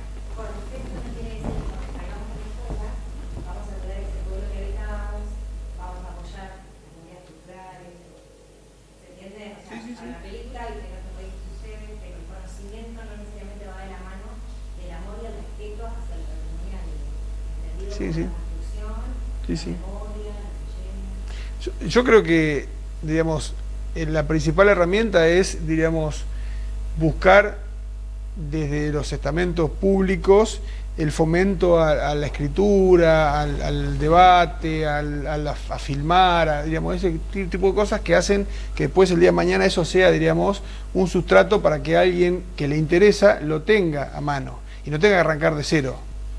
Es decir, y por ahí un poco es la idea que yo siempre trabajé en el archivo, es decir, esto es un sustrato para que lo agarre cualquiera y pueda trabajar cualquiera, con sus defectos, lógicamente, porque yo no soy archivista, pero no solamente que lo use yo nada más, sino lo puede ser cualquiera. Yo creo que el secreto de esta etapa de la historia o de la documentación de la historia de Carué es tu generosidad. Porque hemos tenido otras etapas de la historia en que no han sido generosos ni los protagonistas ni el resto. Y vos has sido muy generoso, le has dado participación a mucha gente, se la seguís dando, abrís el juego a que pensemos que la historia es posible guardarla. Y eso vale mucho, Gastón. Bueno, gracias. Ese sería mi cierre. Un aplauso para el licenciado. Gracias.